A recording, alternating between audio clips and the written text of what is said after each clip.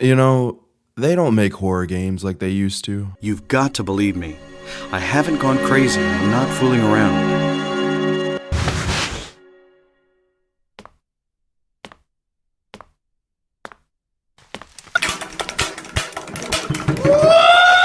Good horror games aren't as prolific as they used to be. It seems as though you're always one Google search from being overloaded by the next Mascot, Analog, or Garden of Banban horror video.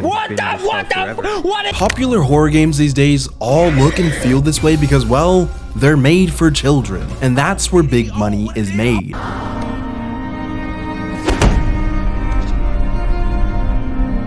Five Nights at Freddy's commercial success was the catalyst that brought us to this point, but horror games weren't always this way. A good horror game leaves you with lingering questions long after the credits roll. What would you have done if you were in that situation? What secrets or lore did you not pick up on your first playthrough? But the best horror games leave you mentally distraught. They toy with your primal terrors, exploiting your vulnerabilities, and forcing you to confront your deepest fears head on. The one franchise that makes me feel this way is Silent Hill.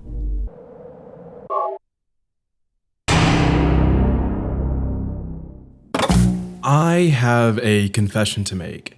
I did not play the OG Silent Hill when I made this video. Everything you see today is running off an emulator. Money!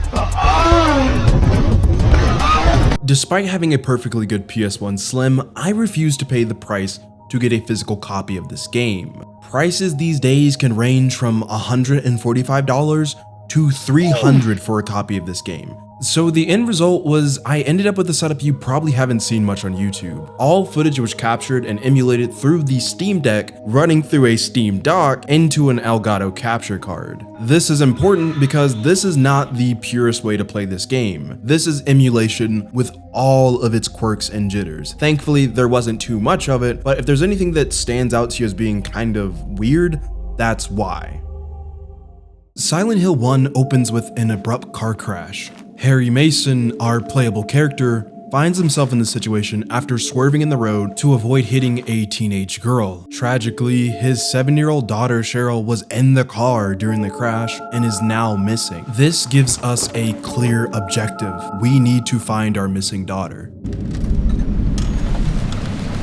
Something you notice right away is the 4:3 aspect ratio and low polygons. This is the granddaddy of all Silent Hill games, given that it was made in the late 90s. The game shows its age for sure, especially in those CGI cutscenes, but for its time, this was top tier AAA goodness. Nowadays, you could play this game at a 16:9 ratio, especially since we're emulating it. In an effort to preserve some of that authentic feel, for the duration of this video, we will be playing in a 4:3 aspect ratio, just like the developers intended. Not too far away from our busted up Jeep, a familiar convenience store caught my eye. Before we can enter the bootleg 7-Eleven, the sounds of squishy footsteps trod behind us.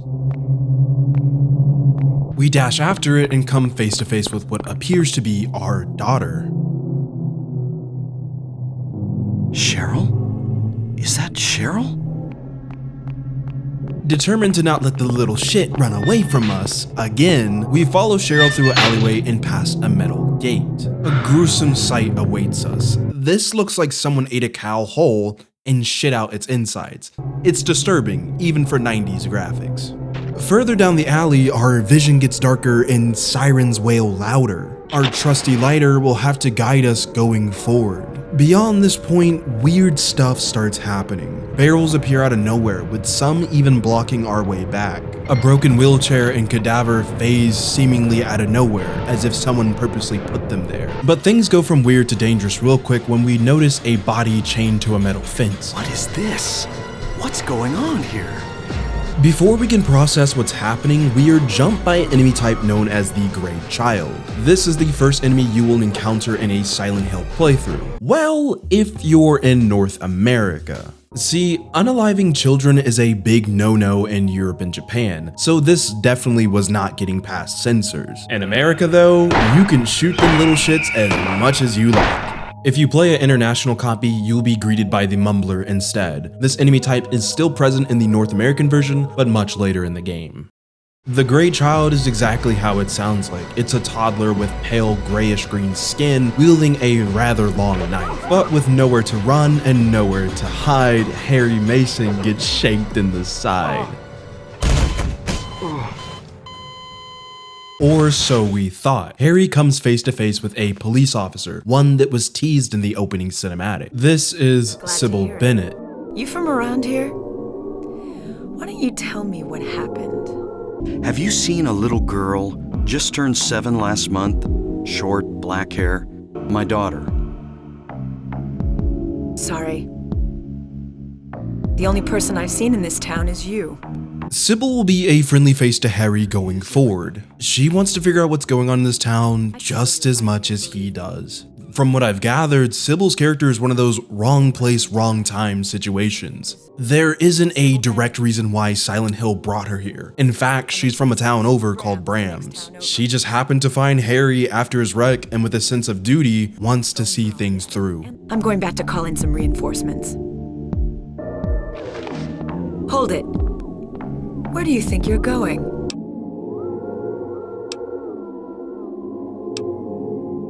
My daughter. I've got to find her. Yeah, dialogue can be a bit janky in its own charming way. The PS1 lacked the power to make detailed facial animations in real time, but I have to say that it plays in the game's favor. It creates this unsettling low poly horror aesthetic, and I'm here for it. Before you pull the trigger, know who you're shooting. And don't do it unless you have to. Sybil gives the player their first firearm in the game, and at this point, you have to figure out what to do next. Silent Hill as a series is known for not holding the player's hand. With that said, we find a flashlight, health drink, and a map of Silent Hill's residential area. The game also teaches us how to save by leaving a notepad right next to these interactable items. This is the only way you can save the game, so finding these is very important. Before we can leave, a radio starts to go a little off its rocker. Huh. Radio. What's going on with that radio? Huh? Gotcha, bitch! It wouldn't be a horror game if they didn't throw an enemy right after getting your first weapon. This Flappy Bird is known as the Air Screamer, and it's the second enemy you will encounter. It looks like a pteranodon, but with a closer eye, there are legs with a human torso. Killing this enemy awards the pocket radio. This item is essential. I'll be able to do something with my guitar in hands that you'll never be able to achieve in your entire life, kid. So yeah, you're gay. The ringing sound you heard alerts the player that a monster is nearby. You can turn it off, but there really isn't a benefit to doing so. Leaving the cafe, Harry notes that we should check the alleyway. Silent Hill will rarely give you the answer, but it will point you in the right direction. Keep in mind the town is cascaded in fog. Unless you're very familiar with this game, you will be opening and closing your map frequently. It can become slightly annoying due to the slow transitions. I really couldn't tell you if that's intentional or not, or if it's just a hardware limitation. I promise you get used to it over time, and it's really not that bad. In the alleyway, our radio starts to make quite a fuss, and for good reason. There are killer dogs on the loose, and they think Harry is a big old juicy T-bone steak. These guys are called the Groaner in game, and is only found in the outside areas of Silent Hill. The best way to deal with them is to avoid them. If you find yourself in a situation where you're forced to fight them, firearms will be your best bet. Melee, although possible, is not recommended. They circle and lunge the player aggressively, and having a smaller frame means that hitting them can be quite difficult, especially without trading blows. We can find a nice stash of handgun bullets, a steel pipe, and a few clues. A crudely drawn note implies that Cheryl went to the local school. Isn't this Cheryl's sketchbook? She's at the school. Our map tells us that this is Midwhich Elementary, so the next step is simple enough. Go to the school, let's find Cheryl. However, this is Silent Hill we're talking about. If you take any route that leads to the school, you will find that some asshole completely destroyed all the roads leading to Midwhich. Eventually, I found a dead end that contained a peculiar note: doghouse on Levin Street. Approaching the doghouse, Harry will find a hidden key. Should you visit before reading the note, Harry will refuse to interact with it. The hidden key opens the house directly in front of us. Inside, we'll find a tidy little home with lots of ammo and health drinks. There are 2 locked doors inside the house, one of which we will come back to much later, but currently, the back is our main focus. A map with the phrase "Keys for Eclipse" hangs on the wall, along with 3 distinct locks keeping us from opening the back door. Key 1 is found on a police car in the outskirts of town. Key 2 is inside a mailbox hanging over the abyss. But key 3 is the weirdest one of them all. The key is inside a basketball court. Nothing crazy on the surface. It's not until you look at the floor and realize that some sick bastard used the dog head to shoot some hoops. I have a good feeling that whoever is behind this, they really don't like dogs. But what if I told you there was a deeper meaning to all of this? The keys are a reference to the Wizard of Oz. The keys are called Lion, Woodman, and Scarecrow, referring to the Cowardly Lion, Brave Tin Man, and Naive Scarecrow. If you think that's a stretch, look at the keys themselves. There are images of these characters imprinted on them. The locations even tie into the characters of Oz. The Lion key is found near a police car, something that is typically associated with courage. On top of that, there is a giant abyss behind it. In the book, the lion has to leap over a chasm with Dorothy and the others on his back. Similar connections can be made to the Key of Woodman, referring to the Tin Man of Oz. The severed dog heads I was just talking about? Well, did you know in the book he had to decapitate a pack of wolves to save his friends? Same goes for the Scarecrow. You cross a fallen tree to reach the mailbox with the key. In the book, Scarecrow suggests cutting down a tree in order to cross a valley. With our history lesson over and keys in hand, we can open the back door. When the game said keys for Eclipse, they were not joking. The sky fades, obscuring our vision as ominous music builds in the background. Pitch black night surrounds the player as hostiles multiply in strength and numbers. I did not save my game before this happened, and I did not want to F around nor find out, so I ran directly to Midwhich. The first thing that caught my eye was a map of the school grounds. The layout indicates that there's a second floor and basement level. Through the lobby, an unsettling track rings in our ears.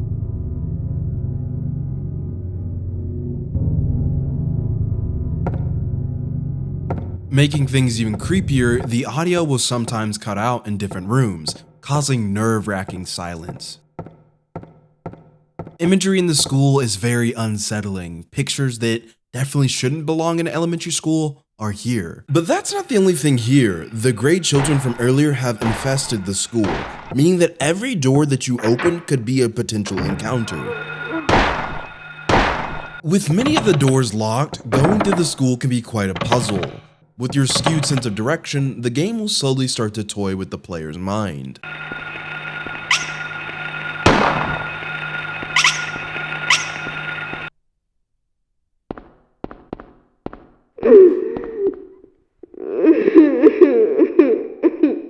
But to make things even worse, the next door I entered, I could hear the sounds of rattling. Almost like a machine was running. But this doesn't make any sense. There isn't even any electricity running. As I inched closer, I wondered, was it even worth it? Do I even have to go here? But something compelled me, and we stepped closer and closer.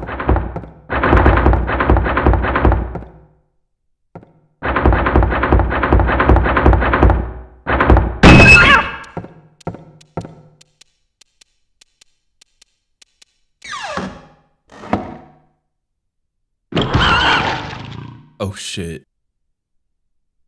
Now, what really got me wasn't the fact that there was a small jump scare, but I got a cat killed. And for no reason. If you look inside the locker, there isn't anything in there. Had I never entered this room and opened the locker door, this cat would have been perfectly okay. But this interaction tells us 2 things. 1, there is something on the loose that can swallow a cat whole. And the second thing is, we need to find Cheryl and get the hell out of here. To progress through Midwhich, first thing you need to do is find the lab equipment room and look for a bottle of chemicals on the shelves. This can be used in the chemistry room to unlock an item to progress through the game.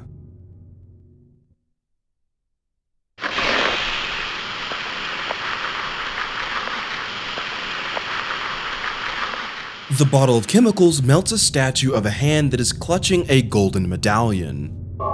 A few rooms over, my radio started pinging, but I couldn't tell what I was looking at. Shining the flashlight, I discovered these little derpy ghost babies. They even fall over if you spook them with your flashlight. They even gravitate towards the player with zero malice in them. I learned that these little guys are called larval stalkers. It's actually what spooked me earlier when I shot at the bookcase. Their timing and introduction is genius. Up until this point, the game has conditioned the player to associate radio hums for danger.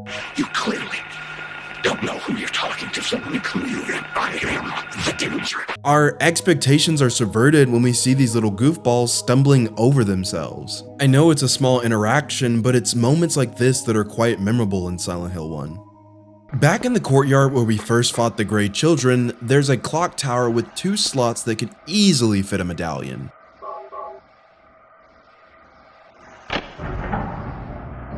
With medallion in place, we can now enter the piano room to solve a puzzle. I don't know how anyone without a guidebook or internet in 1999 was able to solve this. You have to read this poem on the back of the board about birds, and that will tell you which keys to hit. I'm oversimplifying it, but just know I spent a solid hour trying to figure this out myself before I just ended up Googling it. Also, a fun fact that most people don't know, if you reset the game while doing the piano puzzle, you hear a unique sound effect of someone slamming the piano keys.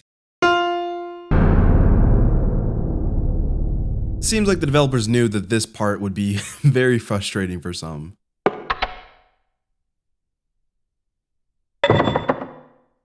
Completing the task gives us the silver medallion. Inserting it into the clock tower allows us to go into the basement boiler room. Inside, we can turn on a generator, and doing so unlocks a hidden passage inside the clock tower. The passageway is nothing short of creepy. As we descend the ladder, the all too familiar air sirens start to ring out. You know some shit is about to go down. Up another set of ladders, we end up at a door that looks oddly familiar. Where am I? Have I been here before?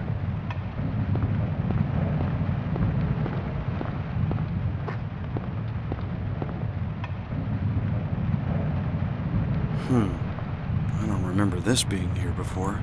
Harry is correct. This giant symbol was not here before. This is still Midwhich Elementary, but has been shifted into the Nightmare realm from the beginning of the game. At this point, we can infer that whenever the sirens go off, that means that we're going to be teleported to this realm. Inside the realm, it's an industrialized hellscape. Everything is made out of rusty metal, and blood seemingly seeps out of every crevice. To get out of here, we need to find a pink rubber ball. I know that sounds strange, but hear me out, it will all make sense here soon. After getting the rubber ball, you'll encounter a new enemy called the Creeper. They're insects that swarm the player when light is flashed. Very easy to kill, and even easier to avoid, so that's what we're gonna do. Inside an upper classroom, we can find a picture card with 3 black squares and a silhouette of a key on it. If you recall when we first entered Midwhich, we saw a disturbing painting of 2 people chained to a wall.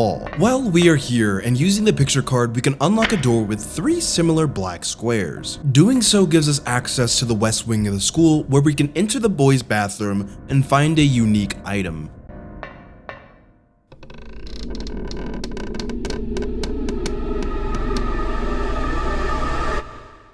Next to a corpse and past the toilets, we get our hands on the shotgun. I know, weird place to keep one, but then I remember this is America, so I'll let it slide. The shotgun is the second firearm you will find in a Silent Hill playthrough. Although small, it's quite mighty. We will save it for later though. One of the ways the game will mess with the player is by warping your surroundings when entering and leaving rooms. On my left, you can see the door with 3 squares. I enter this room, but when I leave, that door is nowhere to be found. I enter the room again, and upon leaving, the damn door is back. So yes, I'm not capping, there is some teleporting hijinks going on. Inside a classroom, a set of deep blue telephones are scattered all around. Trying to interact with them was fruitless, but upon leaving, they suddenly came to life.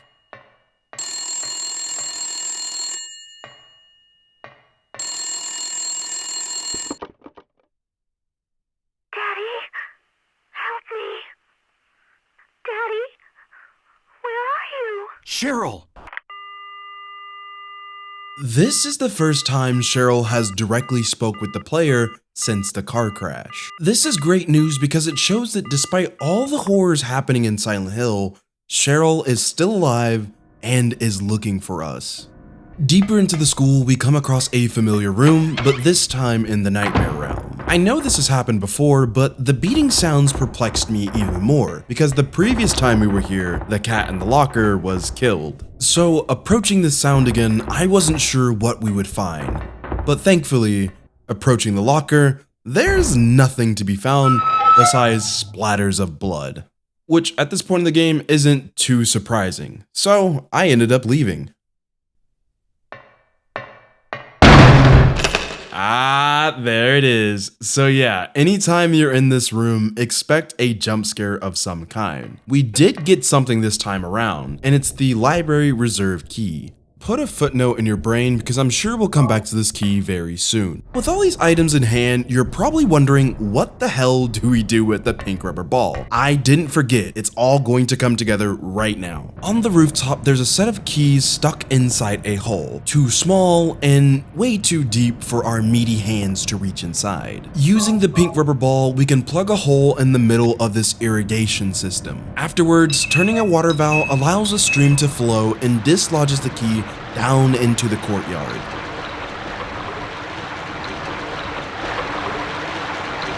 Picking it up reveals it's a classroom key. Using the key allows us to access the upstairs classrooms, and it makes a way for us to get to the locked stairwell. Inside the stairwell, we can make our way down to the basement. Here we can find a stash of shotgun shells and a new healing item called Ampule. Deeper into the basement, we are presented with a new puzzle. We have to turn a set of valves in the correct order to unlock a passageway.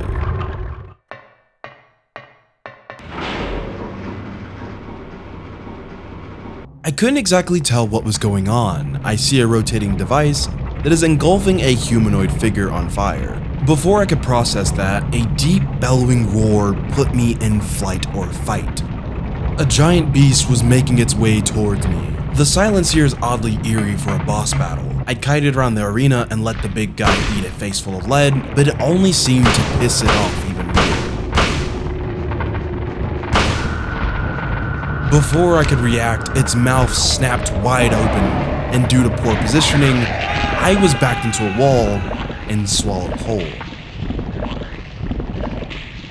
This was the first time I died in my Silent Hill playthrough. To add salt to wounds, the game gave me a tip that kinda just pissed me off even more. It was at this point that I vowed that I would not die again in this playthrough. Thankfully, I saved not too long before this moment, and I took this opportunity to look for more supplies. During all of this, I noticed something. In our inventory, we had the library reserve key. I talked about it earlier when the dead body fell out of the locker, but we never did end up using it. So I backtracked, found the library, and inside there's a book that, after reading it, it clicked in my head like a light bulb. The book talks about a hunter fighting a giant lizard. It's only when the lizard is taunted and threatens to swallow the hunter whole, he readies his bow and strikes when the mouth is fully open. In this case, we are the hunter and the lizard is the boss. We need to shoot the lizard until it gets pissed off. At this point, it will start to gape its mouth open, and that's when we can hit our kill shots.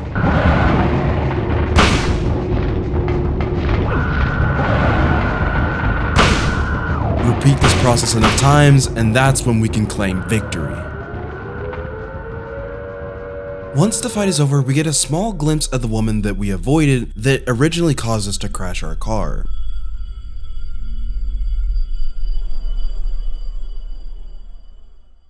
Huh? What was that? Who in the hell was that? Good old Harry Sherlock Mason here, always asking the hard-hitting questions. I'm giving the man shit, but with us surviving Midwhich, we are just left with more questions than answers, and we didn't find Cheryl anywhere in the school. We can find a key labeled K. Gordon. Light fills the school. I can confidently say we aren't in the nightmare realm anymore. However, church bells are ringing through the entire town. Our map guides us to a place called Balkan Church. My initial thought was that maybe Sybil was signaling out to us, so I guess we should head that way. Leaving the school was a surreal experience. After spending quite a few hours surviving inside the school, it was refreshing to see the thick fog, muted sunlight, and low poly snow raining on us. Don't get me wrong, this area is still dangerous, but after overcoming all the obstacles that were thrown at us, it almost makes you feel empowered that you can handle just about anything the outside areas of Silent Hill have to offer. Using the K. Gordon house key, we're able to pick up a few supplies and make our way back to the intersections of Silent Hill. Arriving at the church, we are greeted by someone entirely new.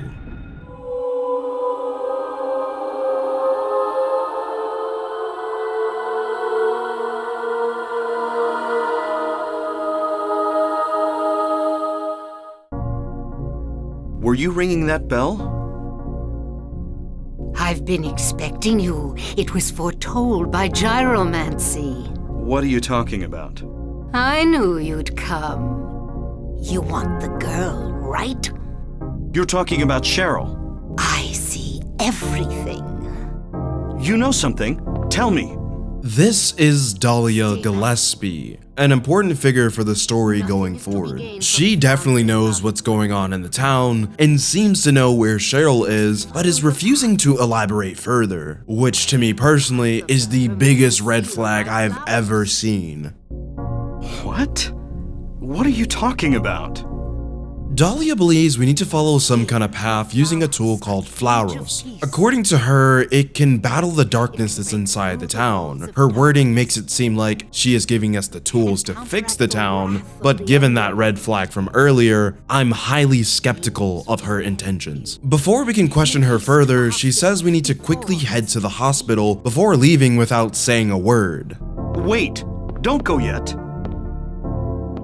Our current situation isn't ideal, and we have very little to go off of, so we kinda have to blindly follow her instructions. Taking the Flauros off the preacher's stand, it becomes an item in our inventory. Underneath all of that, there was also a key for the drawbridge. Trying to follow where Dahlia left shows that she locked the door from the inside. Inspecting our surroundings shows that there's not really anything out of the ordinary, at least on the surface. It's kinda just reminiscent of a typical Lutheran church.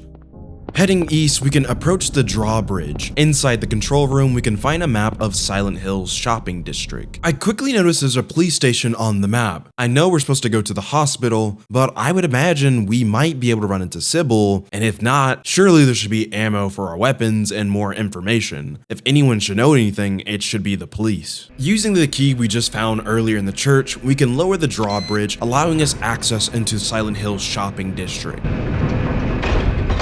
As soon as I crossed into the shopping district, I was ambushed by a new enemy. This is the Romper. Its movements are similar to an ape. Its lunges are powerful enough to knock the player to the ground. If you find yourself in this position, it will start to viciously tear into the player's abdomen and neck. A few well-timed shots were able to put it down like Harambe, but the area is swarming with these guys. So I decided it was best to dash into the local police station for cover.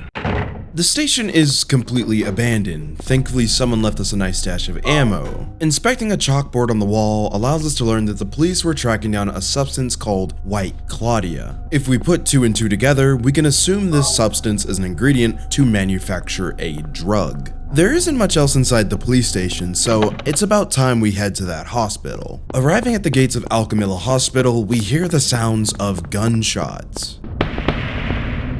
Upon entering, another shot rings out. Determined to find the source, I opened the door and discovered something unexpected.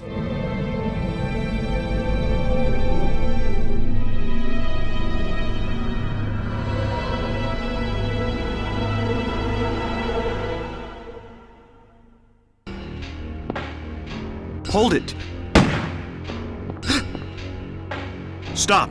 Don't shoot!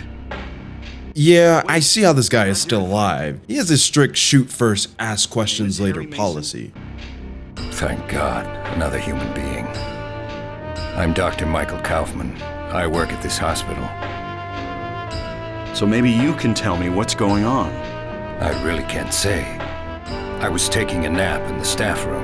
When I woke up, it was like this. Everyone seems to have disappeared.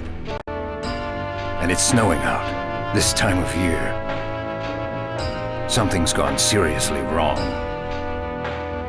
Did you see those monsters? Have you ever seen such aberrations? Ever even heard of such things? You and I both know creatures like that don't exist. This is Dr. Michael Kaufman. Despite trying to shoot Harry, it's hard to get a good read on the guy. His word choice makes it seem like he has no idea what's going on, but his tone makes me beg to differ. She's missing. I'm sorry. But with all those monsters around, I highly doubt that she's... Sorry, I didn't mean to alarm you. Well, I'd better be going. I can't just sit around here doing nothing. So long. Good luck out there. After interacting with Kaufman, we can find a map of the basement along with a basement key in a nearby room. As I explored the area, I noticed a set of plastic bottles in the kitchen. To my surprise, we were able to pick one up. And it didn't take me long to find a use for it. In the next room over, I found an office that looked vandalized on purpose. Behind a desk, there was a puddle of red goo. Well, the game just gave me a bottle, and there's smashed liquids all over the floor. So, you know, I went ahead and used the bottle. This gives us a new item called Unknown Liquid. I tried to read the books scattered about, but nothing could give me a clue on what this was. So I guess we'll have to just figure that out later. Entering the basement, I discovered there wasn't any power, but our radio is picking up on something. Turning on my flashlight caused a swarm of creepers to bomb rush me, and you know I keep that pipe on. Clearing out the basement allows us to enter the generator room where we can restore power to the elevators. Here we can see that the hospital has 3 different levels, but visiting each floor brings us to a locked door, halting our progress. After leaving the 3rd floor though, something's changed. A 4th floor button has materialized out of nowhere. With no other options, I guess we have to press the button. But when the doors open, a vision infiltrates our psyche.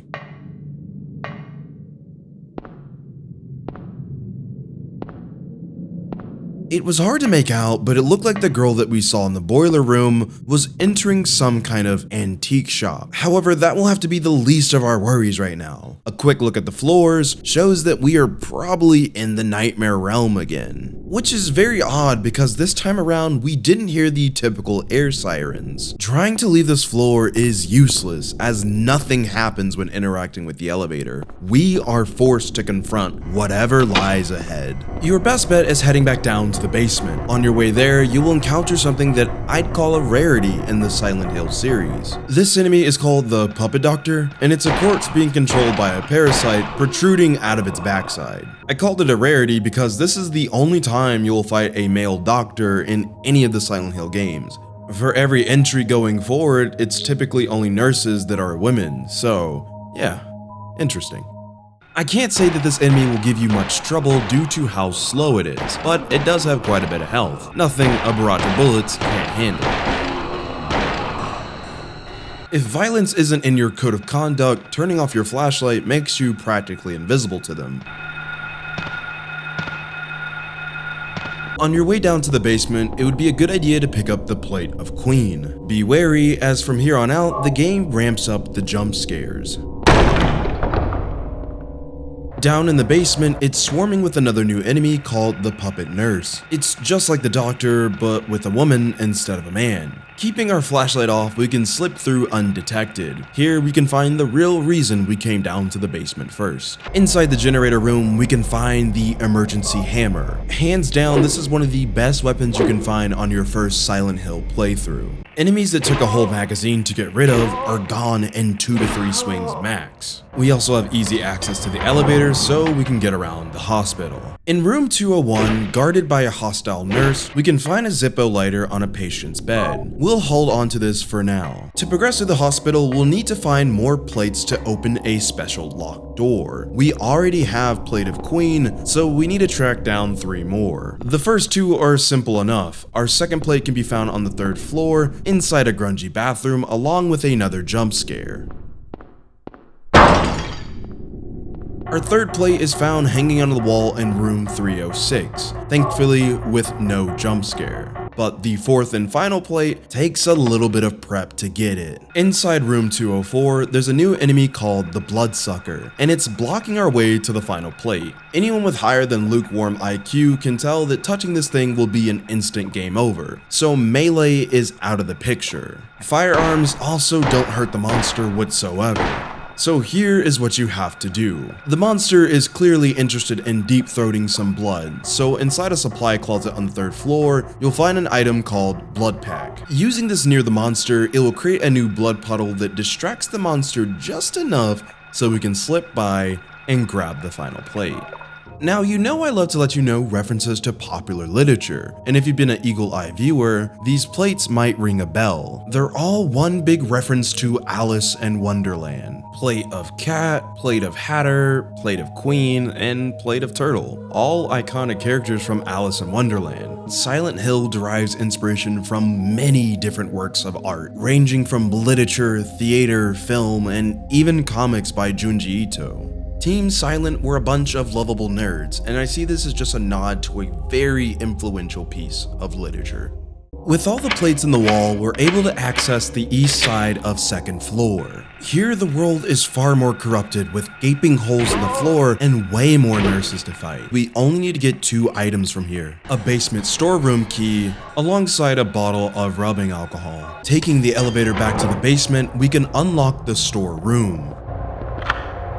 Within, we can find illicit substances in a suspicious-looking cabinet. Moving it reveals a hidden door in the basement.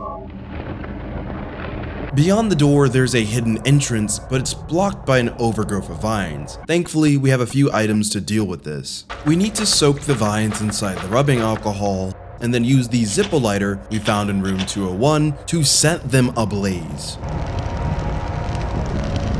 This reveals a set of stairs where we are ambushed by a ton of nurses. Down here we can find a videotape along with a disturbing revelation. What's this? Looks like someone's been here.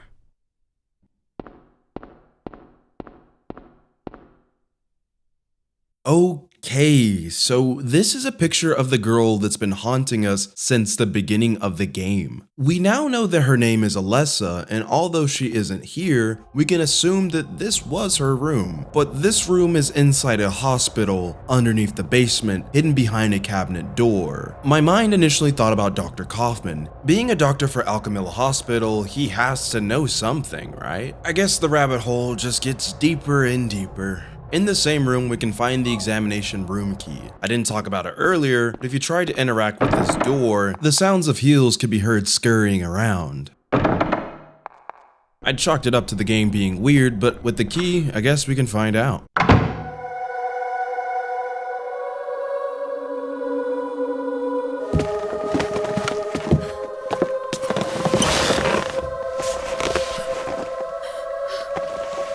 The sounds we heard came from a scared nurse named Lisa. My name's Lisa Garland. Similar to Dr. Kaufman, she was out cold when all the shenanigans unfolded. I must have gotten knocked out.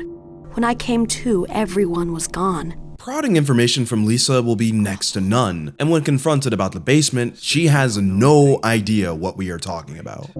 Do you know anything about all that weird stuff in the basement? No? Why? Is there something down there? According to Lisa, the hospital had a strict do not enter policy for the basement. Before we can even articulate what we saw, Harry has what I can only describe as a mild brain aneurysm. Well, it's... Damn! My head. What's wrong? Harry? Was I dreaming? You were too late. Waking back up in a hospital bed, we're approached by no other than Dahlia Gillespie. Yes, Dahlia Gillespie. Dahlia just loves to speak in riddles, so it can be hard to decipher. Strength must overcome petty desire, childish sleep talk.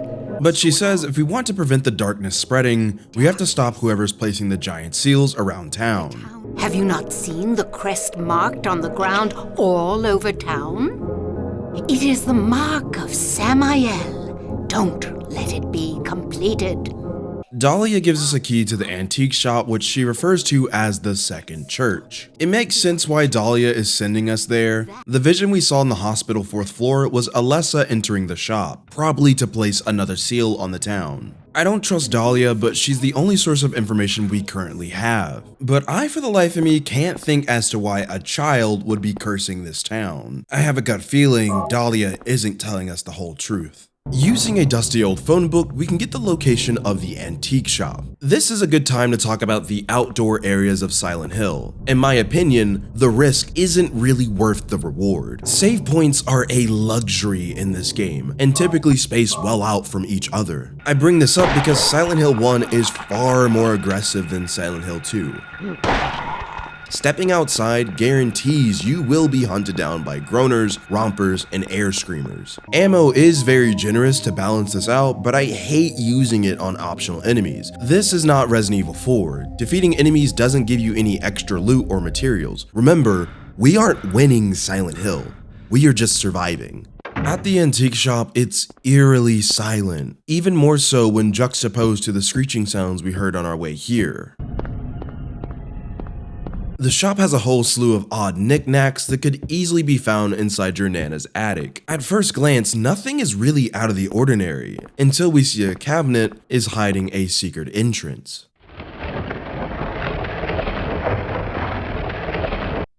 What's this? Harry! Sybil? I'm glad you're okay. We finally meet back up with Sybil. She tried to find a way out of town, but learned that everything has gone haywire. It's nuts. All the roads out of town are blocked. Cars have completely stopped running. The phones and radios are still out too. She does mention that she saw a small glimpse of what could be Cheryl crossing a lake. According to Sybil, it seemed like she was walking on thin air. There was no place for her to go. The road has been obliterated. It was like she was walking on thin air. Harry in turn opens up to Sybil about Dahlia and her ramblings on the town being swallowed by darkness. She said something about the town being devoured by darkness. Gibberish like that. This prompts Sybil to let us know that the area has a huge drug trafficking problem. Must be on drugs. Harry tries to tell Sybil about all the Otherworld experiences he's been having, but Sybil chalks it up to Harry being tired. Harry, you're tired. This tells us that Sybil isn't experiencing the same monsters and reality-shifting encounters we are. I would assume whatever darkness is at play affects each person in the town differently. Let's have a look. After Harry insists that he should be the one to go down in the hole, I'm a cop. I should go. No, I'm going. Ooh, feisty little thing. Sybil stands guard and we're able to venture underneath the antique shop. Striding through a rather long hallway, we find what appears to be a shrine. What's this? Some kind of altar. Maybe this is the other church. Whatever they were worshipping here looks to be very insidious. On the wall, we can obtain an axe to be used as a weapon, but if you found the emergency hammer earlier in the game, there isn't much of a reason to use it. The hammer just slaps anything that gets in your way. It's too good. Trying to leave the altar must have pissed it off because suddenly it erupts in flames. What the? The sudden commotion causes Sybil to check in on us, but we are nowhere to be found. Harry? Harry? Maybe if Harry wasn't being such a Ooh, feisty little thing. we wouldn't be having these issues right now. Where am I? Harry. Lisa? Harry seems to have been transported back to where Lisa is. Something that's interesting is that we've only been able to talk to Lisa when it appears we're in the nightmare realm. Make that what you will. Nothing you need to worry about. Asking Lisa about Dahlia gives us a little bit of context on the old woman. Oh yeah, that crazy Gillespie lady. She's kind of famous around here, but I heard her kid died in a fire and supposedly she's been crazy ever since. We learn that Silent Hill has a long history of cult activity. Everybody followed some kind of queer religion. Weird occult stuff. Black magic, that kind of thing. A cult? Before we can learn more, we wake up somewhere unfamiliar. Was that another dream? Did I pass out again? Still inside the antique shop, but it's been perverted by the nightmare realm. We also see another seal on the floor. Outside the shop, the streets of Silent Hill have been terraformed into a metal jungle. Past a pesky romper, we can find an opening in the town center. I love that there's a parody store called Vestal Gigastore, which is a play on the defunct real-life Virgin Megastores that used to be all over the world until they closed in 2009. Given that the later entries of Silent Hill deal with themes of rebirth, adolescence, and motherhood, this could be a clever nod as to where the themes of the story will go. Trying to take a ride on the escalator causes a trippy scene to unfold.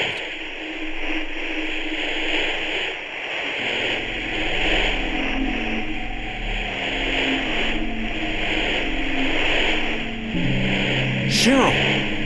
This intrigued me so much that I dug around to figure out what the symbols mean. They are actually references to Olympian spirits, which is typically 7 different spirits that each represent a celestial body. This is some super deep occult stuff, so I won't spend too much time on it, but know that I had to enter the fringes of the internet to bring you this information. Upstairs, our radio starts to hum again. In the distance, we can see what looks like a caterpillar feeding on a corpse. Trying to inspect it causes us to fall through the floor. Here we are ambushed by a giant larval creature called the Twin Feeler.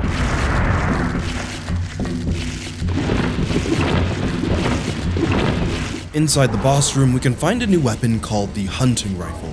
Beating this boss is pretty simple. The creature will burrow itself in the sand, traversing the arena until popping out to do damage. At this point, we can shoot the boss with any firearm of choice and rinse and repeat to secure our victory.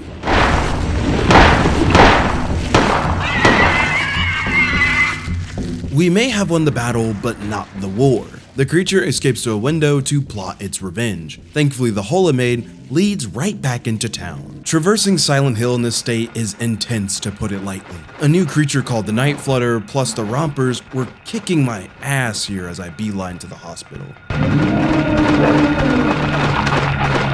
At the hospital, we can finally meet back up with Lisa and figure out the best way to cross the lake. Lisa, can you tell me how to get to the lake? There's a waterworks over by my old elementary school. I remember hearing it runs all the way to the lake.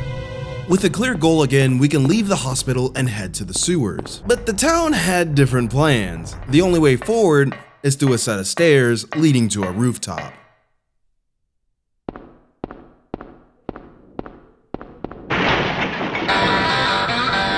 The Twin Feeler boss fight from before has mutated into the Float Stinger. When the big old bugger busts through the window, it was getting its second wind to kick our ass. Its main form of attacks is using its stinger to lunge at the player and lob poison projectiles. The game, however, prepped us for this moment. If you saved your hunting rifle ammo, you can take it down pretty fast.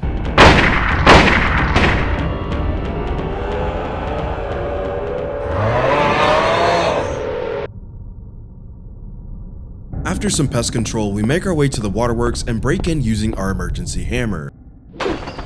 This threw me for a loop because this is the only time where we have to hit something to interact with the world. Down the manhole, we find ourselves in Silent Hill's sewer system. The sewers are a divisive section for the Silent Hill fanbase. Some swear it's terrifying, while others believe all sense of horror is lost. I can understand where people are coming from. It can be a slog on repeat playthroughs, and sewers in themselves are pretty mundane. Also, at this point in the game, we have enough ammo to raise a small army. Personally, I fall in the camp that I find the sewers a little bit frightening, but that's because my own personal bias can shine through. In high school, I used to explore abandoned buildings, warehouses, dumpster dive, and traveling through the south, we have a lot of abandoned bunkers. I've done quite a bit of urban exploring in my past.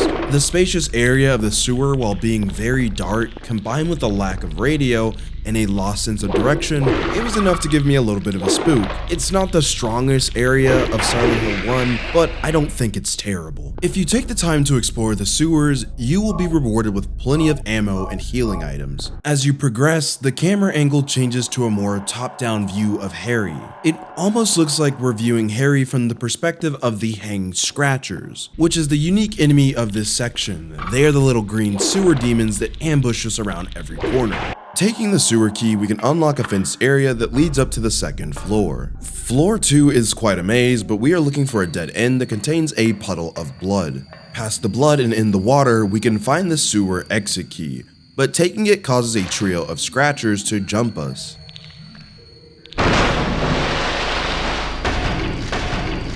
I ran into a corner like a dumbass and had to run a fade on the scratchers. With the exit key in hand, we can leave and pop up on the resort side of Silent Hill. The main objective here is to reach the lighthouse and find out where Cheryl went, but this is one area you really want to explore. On the map, we can see there's a bar, convenience store, motel, and even a McDonald's. Even in Silent Hill, you can get a quarter pounder with fries and some of those crack apple pies. Speaking of crack, remember the drugs Sybil was talking about? Must be on drugs. There is some truth to that. Heading to Annie's bar, we can find Dr. Kaufman and save his pasty ass.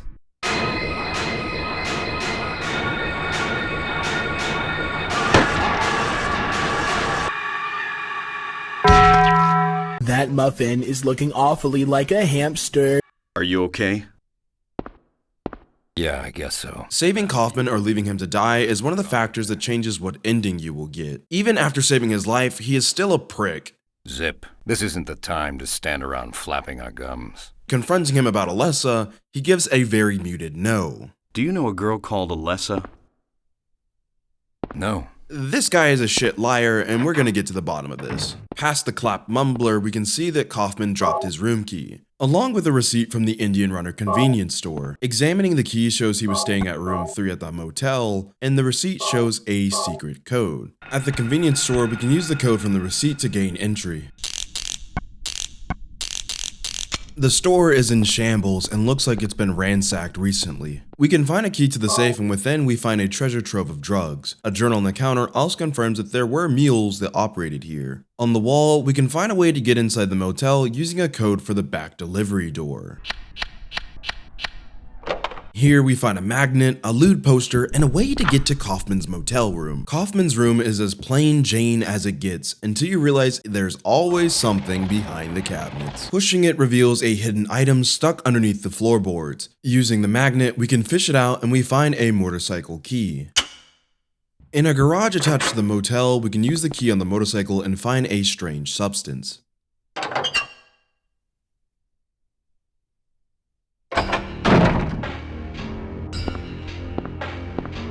Give me that!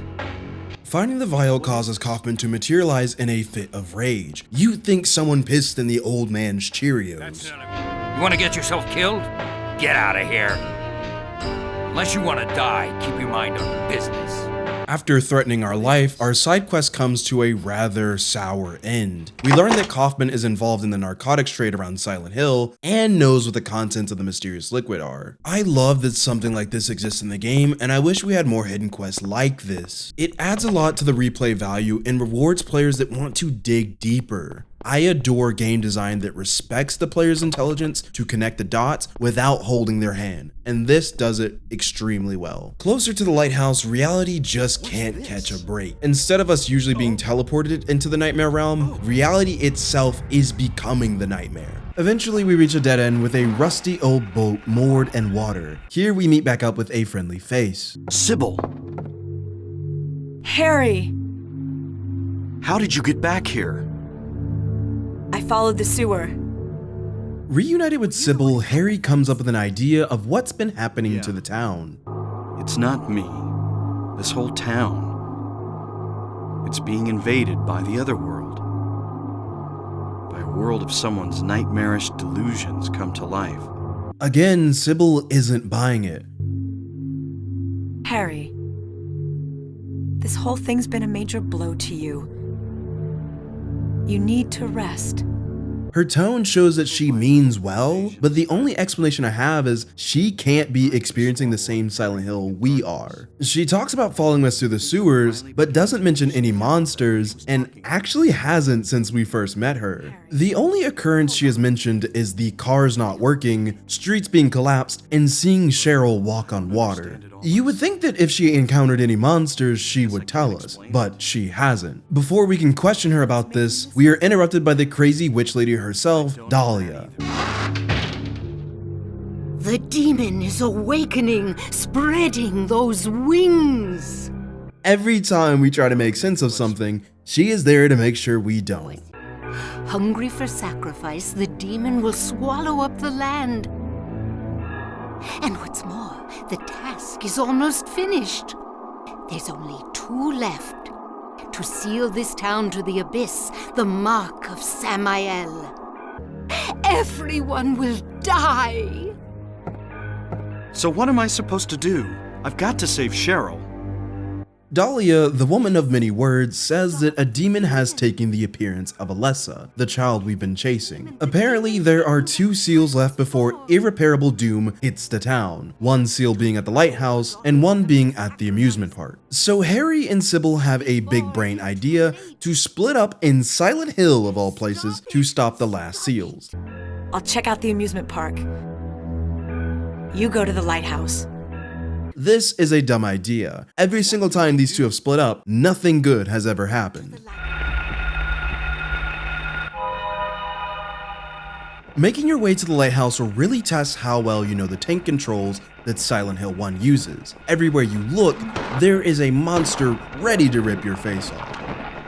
Approaching the lighthouse, the camera pans out to give the building a sense of scale. It's a surreal experience seeing this towering architecture in the pitch black night. Up the stairs, a sense of looming dread comes over us as we venture up to the unknown. The overhead camera angle combined with the suspenseful soundtrack really made me feel like I was teleporting into another dimension. We finally catch up to Alessa, but we are too late. The seal is already complete. Back at the boat, we wait for Sybil, but Sybil never hasn't came. come back. That creep's sure to show up at the amusement park pretty soon. To get to the amusement park, we have to venture through the sewers again. This time, it's a straight shot from one ladder to the other, but the area is far more hostile than before. The music, combined with a small army of enemies, plus sounds that would spook you in the middle of the night, create a very unsettling experience.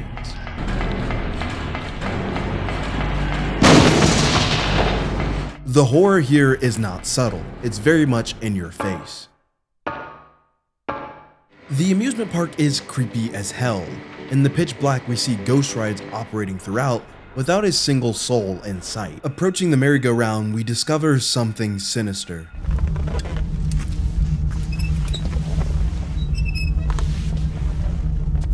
I was pretty adamant that splitting up would not be a good idea, and I don't want to say I told you so, but one of us is possessed like a puppet nurse and the other isn't. There are 2 ways to deal with this Sybil boss fight. You can put her out of her misery, or if you have the strange liquid we found back in the hospital, you can dump it on her, purging the parasite from her body.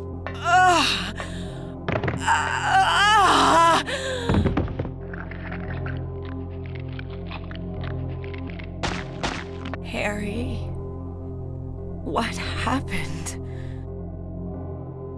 Shh, don't talk. I'll take care of you. Saving or offing Sybil is one of the choices that impacts which ending you get. Saving Sybil also unlocks some context in terms of the story. We learn that Cheryl isn't Harry's biological daughter. You know, Cheryl isn't my biological daughter. We found her abandoned on the side of the highway. Nobody knew where she came from. And that she was adopted when he and his wife found her on the side of a highway. Sadly, Harry's wife was terminally ill and eventually passed away not too long after. This doesn't mean much now, but as we finally uncover the truth, it will all thread together. Finally, after hours of chasing, we can finally have a word with Alessa. I figured you'd show. I don't know who you are or what you're trying to do, and I don't care. Just one thing. Let Cheryl go. That's all I ask. Alessa, however, isn't putting up with any of our shit right now. What? No matter what we try to do, we can't seem to get close to her. Damn. But then, the Flowers we had in our inventory activates out of the blue. What is this?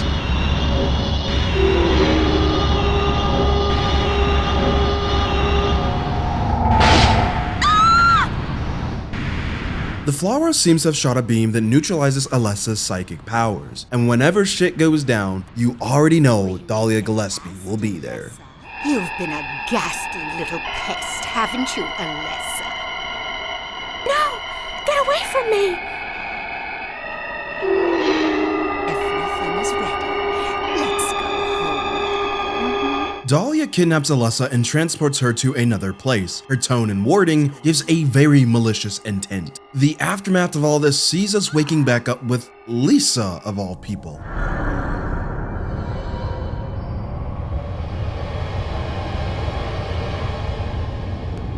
Lisa is visibly scared. After telling us that she visited the basement, she describes having a sense of deja vu, like she's been there before. But while I was down there, I got this weird feeling. Like I'd been there before. This is odd, given earlier in the game she stated that she's never been in the basement. Do you know anything about all that weird stuff in the basement? No? Why?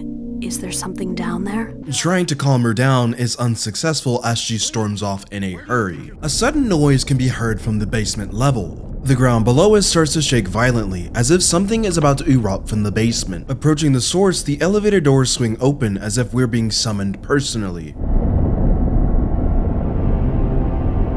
I'm being summoned. What happened in this town? What could be making things like this?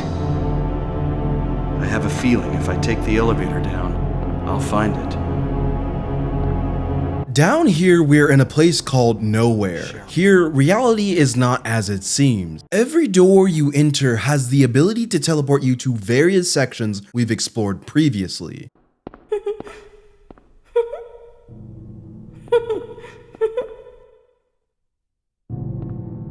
1 minute you're in the hospital, and through a door, boom, you're now in the school. There are a myriad of puzzles to solve with varying levels of intricacies. So from here on out, things are gonna happen very fast. On an operating table, we're going to find a pair of pliers and a screwdriver. Using the pliers, we can dislodge a key labeled Ophiel.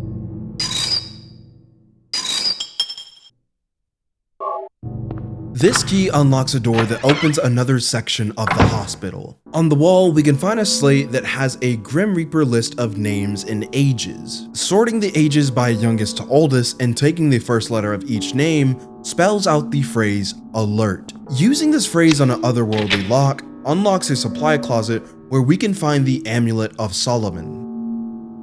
Leaving this area, we run into an alarmed Lisa. Lisa, what's the matter with you? I get it now.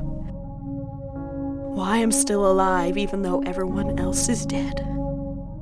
Lisa finally remembers her past and her connection to the basement. She tells us that she is no different from the other puppet nurses we've been slaughtering the entire playthrough. Trying to embrace us for protection, we don't let her, shoving her away from us.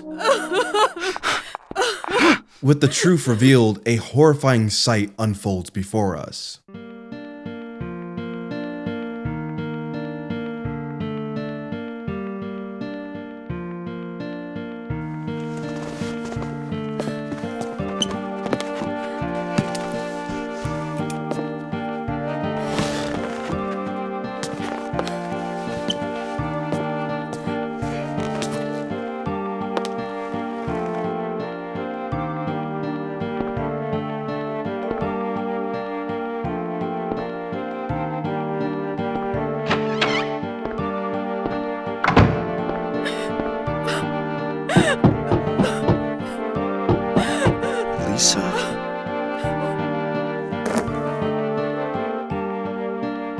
Lisa is a deeply tragic character, and one that has deep connections to the plot of Silent Hill. Re-entering the room, we can see that she is nowhere to be found. Only a diary remains in her place. Reading the diary details that Lisa not only knew that there was a basement, but she was the head nurse that resided there. This diary is a bombshell in itself. The words we can infer a lot from, but we don't have the full picture. Put a mental footnote in your brain because once we do, we will definitely come back to this. Past the encounter with Lisa, we can find a zodiac puzzle. You have to count how many appendages are inside each corresponding zodiac sign, and that will give you the code to release the Stone of Time.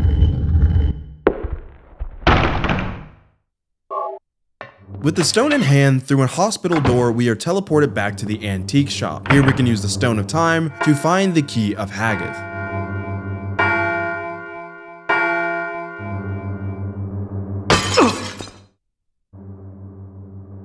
The Key of Hagith unlocks the hospital's elevators, allowing use to explore more floors. Through another door, we are teleported to the jewelry shop found in Silent Hill's shopping district. Here we discover the Ring of Contract and Crest of Mercury. In a nearby room, we can also pick up a camera, which is used to solve a puzzle on the 3rd floor. Taking a flash picture of paintings on the wall reveals hidden symbols we need to unlock 2 sets of doors. The first door gives us the birdcage key, while the second provides more lore on the substance White Claudia. We learned that the cult used it for religious ceremonies. On the first floor, we can use the birdcage key we found to open a bird cage and find the key of Phalag. I also love how you can hear the flutters of wings, but after taking the key, it goes completely silent.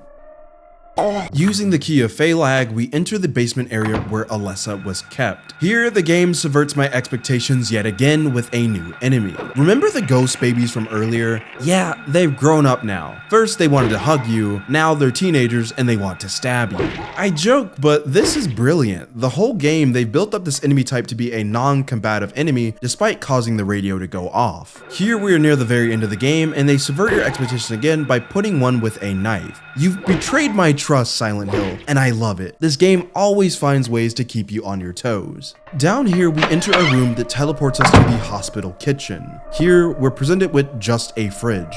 Interacting with the fridge, this happened.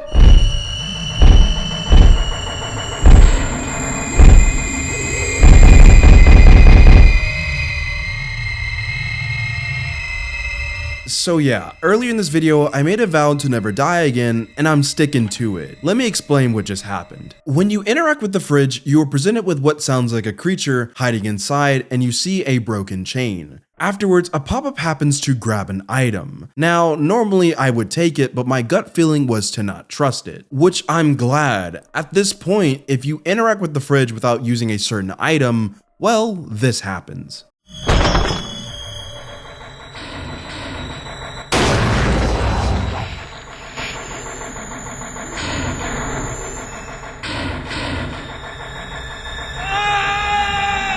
Yeah, and that would have been bad for me because I hadn't saved my game in a hot minute. If you remember the Ring of Contract we picked up earlier, you have to use it on the fridge to bind the chain together, and then you can open the fridge and nothing happens to you, allowing you to take the item in hand, which is the Dagger of Melchior. But it gets better. The next door I entered, I'm presented with a prompt. Jelly beans.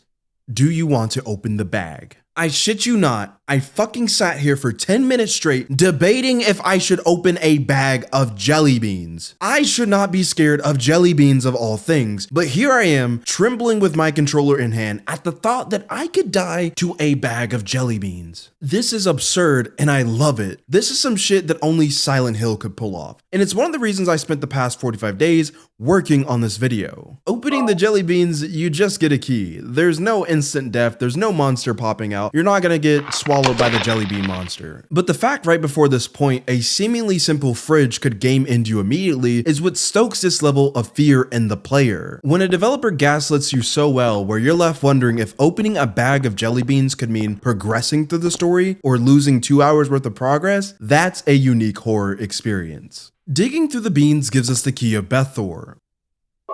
We also can find a VCR player nearby, which if you remember, we found the VCR tape quite a while ago when we first entered the hospital basement. Playing the tape shows the dirty truth that plagued Lisa. Still has an unusually high fever. Eyes don't open. Getting a pulse, but just barely breathing. Her skin is all charred. Even when I change the bandages, the blood and pus just start oozing through. What is keeping that child alive? I can't stand it any longer. I won't tell a soul. Promise. So please. She didn't want to keep Alessa alive, something that was hinted in the diary entry. Again, keep that as a mental footnote because it's all going to come full circle. Across the hall, we enter a bizarre graffiti room with a young Alessa crying in the corner.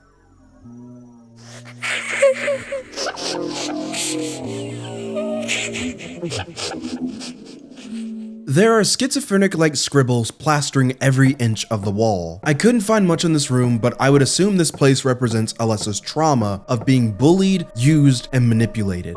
On the wall, we can also find an Egyptian ankh. Using the key of Bethor gives us access to the generator room.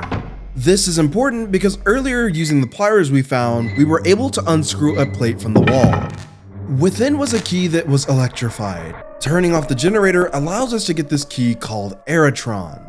This is the final key we need to beat the game. Using the key of Eritron unlocks a special cutscene. Everything is going according to plan, sheltered in the womb. But it's not done yet.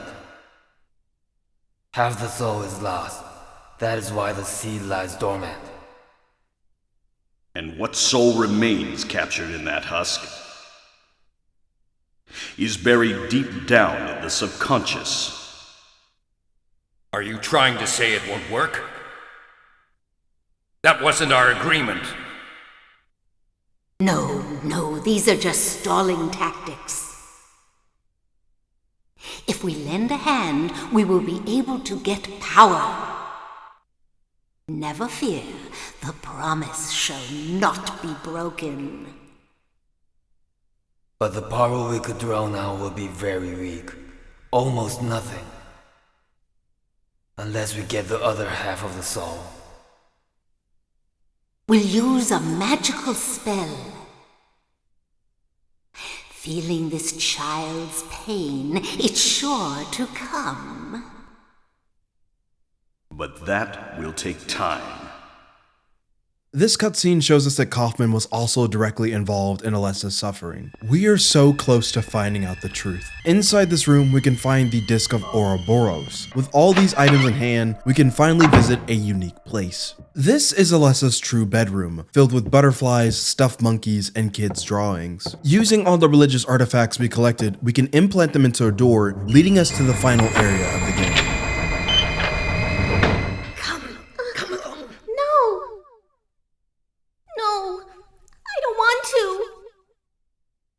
Do what Mommy tells you now. I just want you to lend me a teeny bit of your power. That's all. No. I don't want to do it. It will make everyone happy, and it's for your own good, too. Oh, but Mommy, I just want to be with you. We see a flashback of the relationship between Alessa and Dahlia. This explicitly confirms that Alessa was the daughter of Dahlia. Here, Dahlia appears to be very forceful, domineering, and even manipulative to Alessa. Mommy! Why didn't I see this before? There's no reason to wait. Whereas Alessa just wanted to be a normal girl with a normal mom. This area we are in is probably a manifestation of the Gillespie household. Making our way downstairs, we can finally confront Dahlia with our new findings, but surprisingly, someone beat us there. I was shocked to realize the talisman of Metatron was being used. In spite of the lost soul returning at last. Just a little longer and all would have been for naught. It's all because of that man. We must be thankful to him. Dahlia rambles like a supervillain in front of Sybil. Her words implicate that we've helped her stop Alessa, and in the process, Cheryl must have been erased. Sybil isn't having any of this and proceeds to take a kill shot at Dahlia. Freeze! Out of nowhere though, Dahlia deflects a whole-ass bullet. Is this motherfucker Neo or something? What in the devil's name? Well, you can't say that Sybil didn't try. Now it's our turn. We demand that Dahlia tells us where Cheryl is, but Dahlia tells us that we've seen her many times now. Where's Cheryl? What have you done to her? What are you talking about? You've seen her many times, restored to her former self.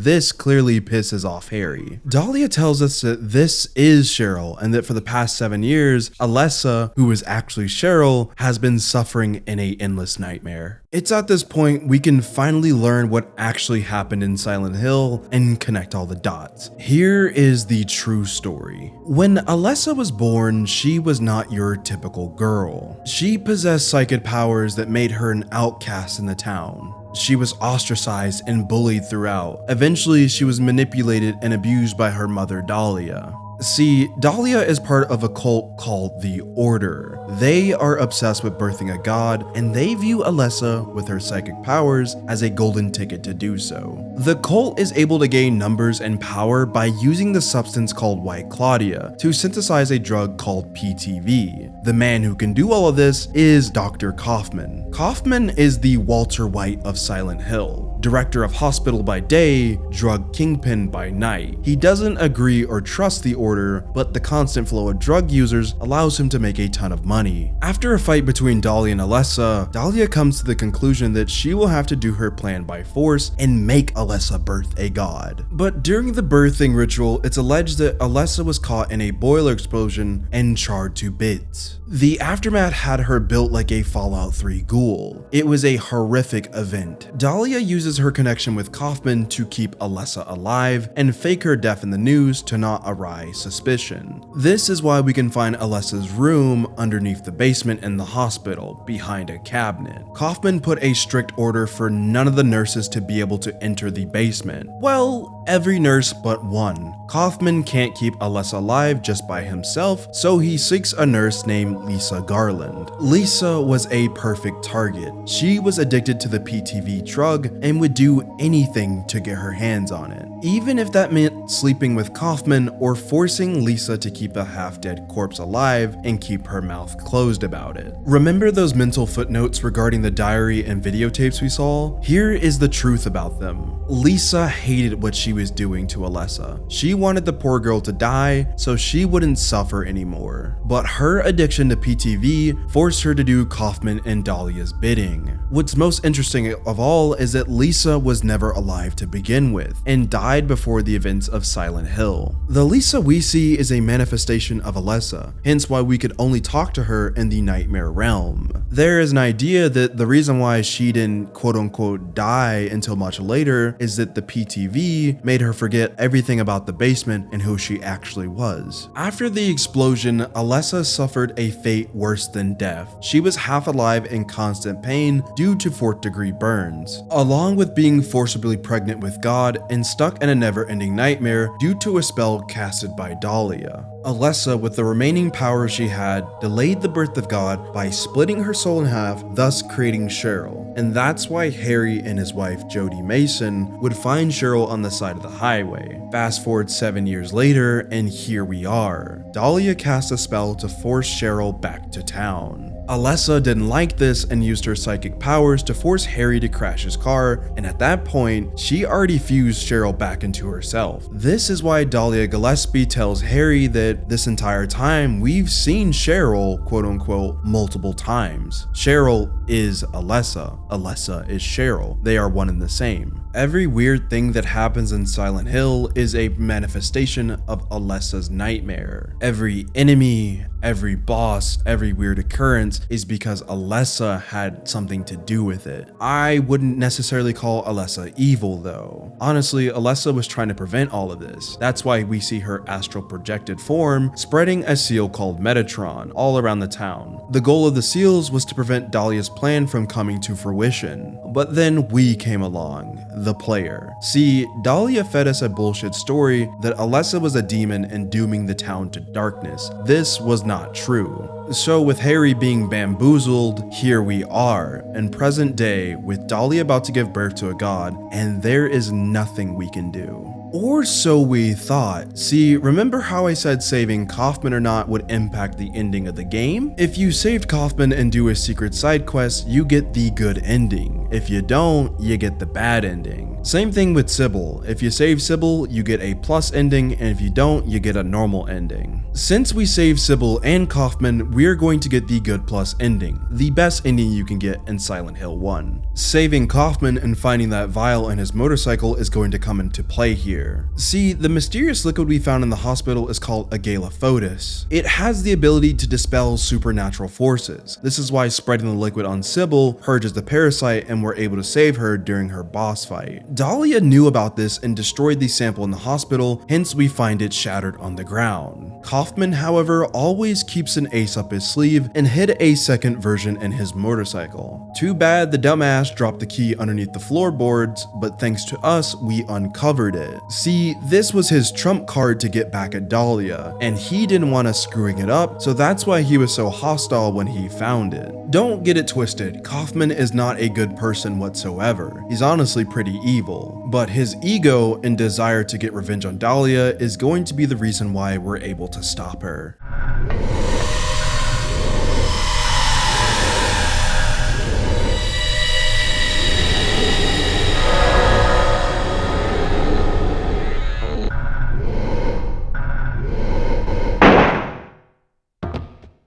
Kaufman!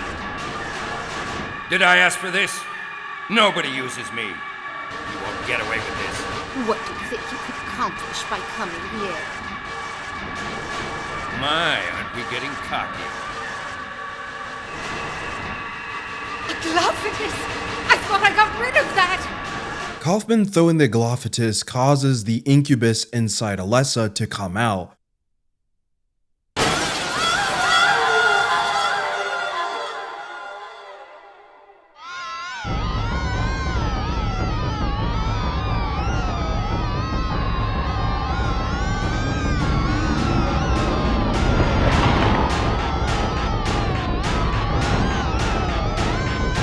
Dahlia gets instantly zapped, and thus the final boss of the game is here. Incubus is the toughest enemy you will fight. Getting hit with even one of its attacks with low health can be an instant game over. The key to beating this boss is to dodge lightning attacks while letting loose every bit of firepower you have. I didn't feel like dodging though, and I just kept tank healing and tank damaging until it finally died.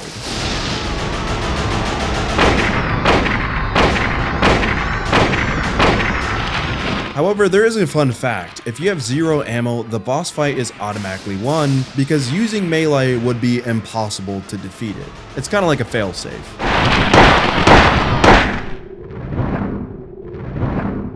Defeating Incubus is the final requirement to beat the game. With the pseudo-god slain, it falls from the sky, revealing a weakened Alessa. In her final breaths, as the Otherworld collapses in on itself, she pardons us with a special gift.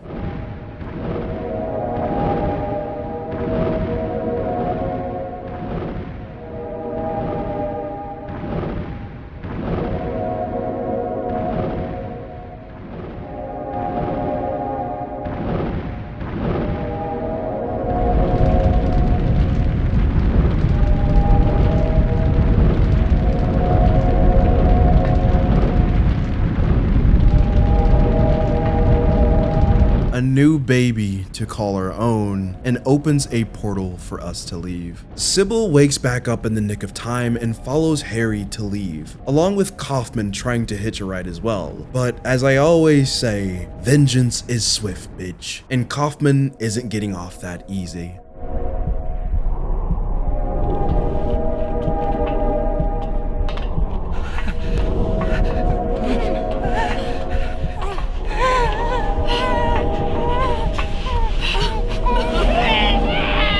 The abused getting revenge on their abuser will never not be satisfying. Leaving the portal, Harry and Sybil run into the fog to begin life anew as the credits roll.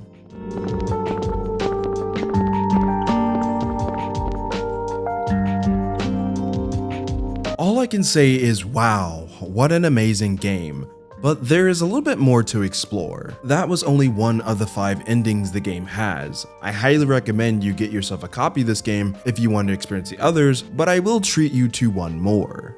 After beating the game, you unlock a new mode called Next Fear. This bumps the difficulty up on your game by 1 notch and adds new bits of lore, game interactions, and changes enemy placements. There is also a secret menu where you can adjust how many bullets the game will multiply when you pick up ammo, and unlock new settings like an over-the-shoulder first-person aim. Well, when you start a new Fear playthrough, if you visit the bootleg 7-Eleven, there's a special item on the counter called the Channeling Stone. Throughout the game, you have to use the stone in very specific areas, but eventually you'll find yourself at the top of the Lighthouse.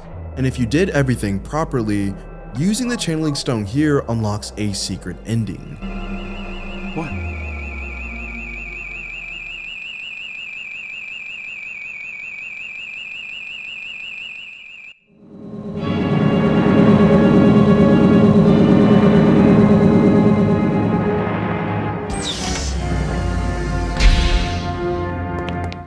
Sorry. Let me ask you, have you seen a little girl around here? Short, black hair.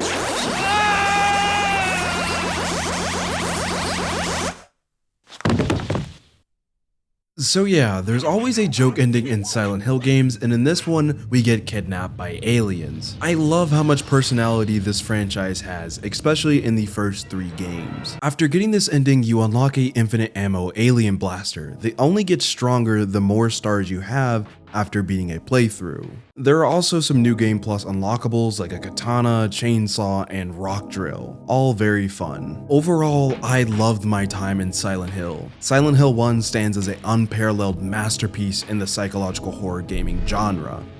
I won't lie, the narrative can be really hard to follow on your first playthrough, but using those context clues, environmental storytelling, and intently listening to the dialogue helps you piece together a tragedy for every character involved. At its core, Silent Hill is about the human psyche, exploring themes of guilt and trauma through raw, nightmarish imagery filled in a deeply atmospheric town that is only enhanced by its otherworldly soundtrack. This game's impact on the industry cannot be overstated.